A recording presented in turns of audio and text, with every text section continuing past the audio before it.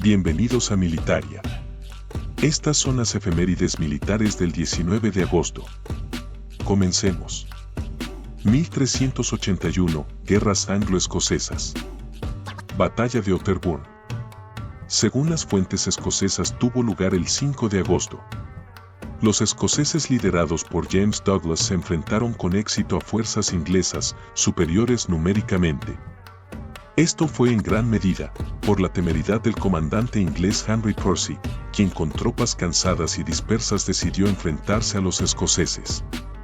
La victoria escocesa fue tan apabullante que durante 12 años no hubo ninguna otra ofensiva inglesa de consideración. 1504, Batalla de Knockdown. Ocurrida entre dos facciones anglo-irlandesas para determinar la supremacía sobre Connacht, una de las 4 provincias en que se dividía Irlanda. Por un lado, el ambicioso anglo-irlandés Oleg Fenburg representando el poder en ascenso, y por el otro, el gaélico Gerald Fitzgerald, quien era el lugarteniente del rey inglés en Irlanda. Los ejércitos de ambos se encontraron en las laderas de Knockdown. La victoria sería para Fitzgerald, si bien le costó una sexta parte de su ejército. Aún así, tras la batalla se hizo del castillo Claregalbay, y con él, de 3 hijos de Burke, con lo que el statu quo se mantendría en la isla. 1604, Guerra de los 80 años. Capitulación de la Esclusa. La República de Holanda puso sitio a la ciudad fortificada de la Esclusa, controlada por el Imperio Español. Mauricio de Orange, al frente de poco más de 10.000 hombres, sitió la Esclusa, que era defendida por 4.500 soldados y marinos, comandados por don Mateo Serrano.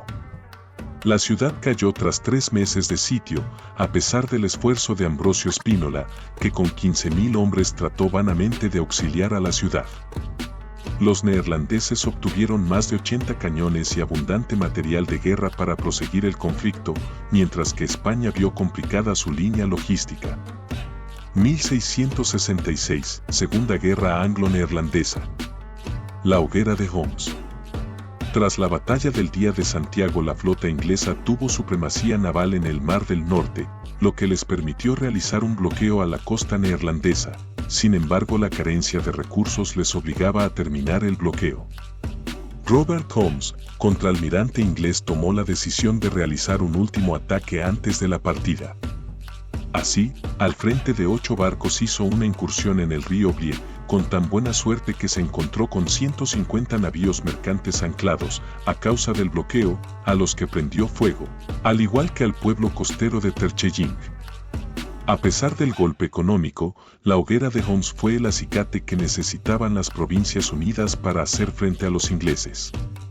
1745, Rebelión Jacobita del 45.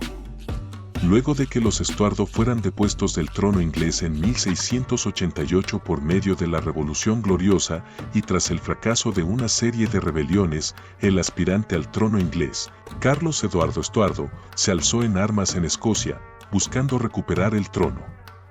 A su lado estarían jacobistas de Escocia, Inglaterra e Irlanda, e incluso el reino de Francia de la mano de Luis XV. Sin embargo, la suerte le fue adversa, ya que los franceses no pudieron concretar una invasión a la isla, mientras que los ingleses consiguieron hundir barcos con material de guerra. Así que la invasión a Inglaterra desde Escocia tuvo que conformarse por tan solo 1.000 hombres. 1745, Guerra Persa-Otomana. Batalla de Kars. Persas y otomanos se disputaron el control de Mesopotamia. Además, el monarca de Persia, Nader Shah, tenía la intención que el islamismo chií fuera aceptado como la quinta rama del sunismo. Durante la batalla de Kars, ubicada al oeste de la actual Turquía, Nader Shah contaba con un ejército de 80.000 hombres, frente al otomano compuesto por 40.000 genízaros y 100.000 jinetes sipáis, dirigidos por Mehmet Yegen Pasha. A pesar de la diferencia numérica, la calidad de las tropas persas se impuso y el ejército otomano se desbandó, siendo perseguido hasta su casi destrucción.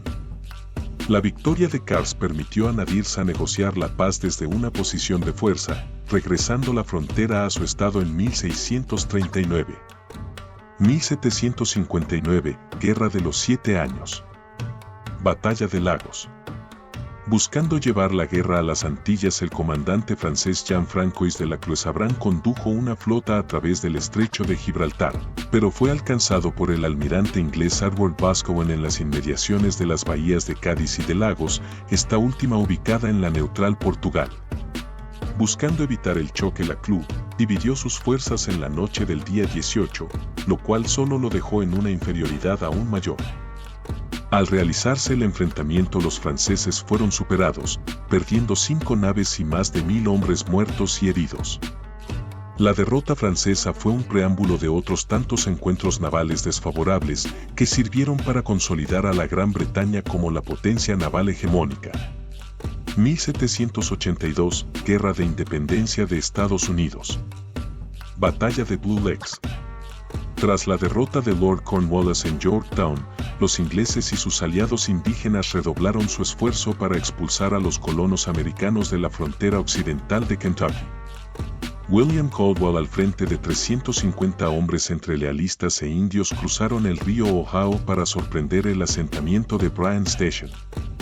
Los colonos lograron refugiarse, por lo que el ataque se convirtió en sitio. Caldwell mandó destruir los cultivos y matar el ganado, para después retirarse el 15 de agosto. Para vengar la situación, el coronel John Todd, quien arribó a Bryan Station el día 18 con 182 milicianos, inició la persecución de Caldwell, alcanzándolo en las cercanías del río Licking. A pesar de las advertencias de Daniel Boone de que se dirigían a una emboscada, Todd avanzó para ser sorprendido en un barranco. Los milicianos poco pudieron hacer para defenderse y al final de la jornada habían perdido 89 hombres, 72 de ellos muertos. 1812, Guerra anglo-estadounidense. Encuentro entre el Constitution y el Guerriere. Durante la guerra, el Reino Unido contó con una superioridad naval incontestable, pues tuvo hasta 85 buques en aguas estadounidenses, mientras que la Armada estadounidense solo dispuso de 22. La fragata Constitution era capitaneada por Isaac Hull, quien evitó ser bloqueado en puerto, manteniéndose en el Atlántico a la caza de presas favorables. El 19 de agosto de 1812, la fragata británica Guerriere, capitaneada por James Richard Dacres, navegaba rumbo a Halifax para ser reacondicionada cuando se encontró con la Constitution. Dacres, a pesar de contar con un buque más pequeño, peor armado y con una tripulación menor, confió en la superioridad británica y presentó cara al Constitution, lo cual fue un error. Al final de ese día, el Guerriere era hundido, y los marinos ingleses tuvieron que ser rescatados por el mismo Constitution. La batalla, si bien sirvió para subir la moral estadounidense, no afectó los números generales de la guerra. Así, el Reino Unido conservó la supremacía naval. 1847, Guerra Mexicano-Estadounidense. Batalla de Padierna. Durante la campaña del centro de México comandada por Winfield Scott, el general estadounidense decidió emprender su avance por el sur, en una zona pedregosa donde la caballería mexicana no podría usarse a fondo. El general Valencia, con 4000 hombres, decidió interceptar a los estadounidenses, desobedeciendo el plan general de batalla de Antonio López de Santa Anna.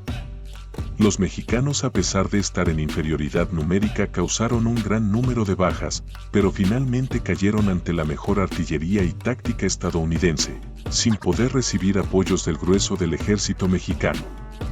Los restos de las fuerzas de Valencia se reunirían con las de Santa Anna para pelear una nueva batalla, esta vez en el convento de Churubusco. 1942, Segunda Guerra Mundial. Operación Jubilee. En una maniobra preparativa, un contingente principalmente anglo-canadiense, pero con una participación menor de comandos estadounidenses, franceses, polacos y checoslovacos, intentaron tomar el puerto francés de Dieppe. Los objetivos eran demostrar la viabilidad de un asalto costero, recopilar inteligencia, de ser posible provocar una salida masiva de la Luftwaffe para tener una gran batalla aérea y sobre todo levantar la moral aliada. No obstante, el desembarco fue un desastre total. De 6000 hombres hubo más de 4000 bajas entre muertos y prisioneros, y si bien se provocó la batalla aérea, la aparición del Focke-Wulf 190 generó el derribo de 119 aviones aliados. El desembarco solo serviría como un ejemplo de lo que no se debía hacer en operaciones futuras.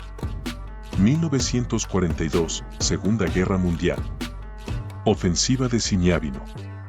Con el objetivo de romper el cerco, a que la ciudad de Leningrado se hallaba sometida desde septiembre de 1941, el alto mando soviético planeó la ofensiva buscando alcanzar la aldea de Siniavino. Para hacerlo se contaría con el 55º Ejército del Frente de Leningrado. La ofensiva se extendería hasta el 10 de octubre, con periodos de estancamientos y contraataques alemanes. Al final de este periodo se regresó a la situación previa. Sin embargo, el ejército alemán recibió muy duros golpes imposibilitando una ofensiva contra la antigua ciudad de Pedro el Grande. 1943, Segunda Guerra Mundial. Toma de Monte Tambú. Fuerzas australo-estadounidenses, tras un mes de ataques continuos, se hacen con la posición defensiva del Monte Tambú. Los japoneses habían desarrollado una exitosa política defensiva a lo largo de toda la isla y las fuerzas aliadas, tras semanas de ataques frontales, tuvieron que buscar flanquear la posición. Ante el peligro de quedar aislados, los japoneses optaron por abandonar el accidente geográfico. Los japoneses mantendrían posiciones defensivas en la isla hasta el final de la guerra. Las enfermedades y el hambre les cobrarían más bajas que los combates con el enemigo. 1944, Segunda Guerra Mundial. Liberación de París. A partir del día 13 de agosto, inició la rebelión de diferentes sectores parisinos. Ello se añadió a la presión que ejerció la resistencia comandada por el comunista Henry Roll-Tanguy. Para el 17, grandes cuerpos del ejército alemán iniciaron la retirada de París. El día 18 se declaró huelga general en toda la ciudad. Los autos particulares fueron requisados para ser blindados y los obreros parisinos levantaron trincheras por toda la ciudad. Aún así quedaban algunos miles de soldados animales que organizaron una última defensa.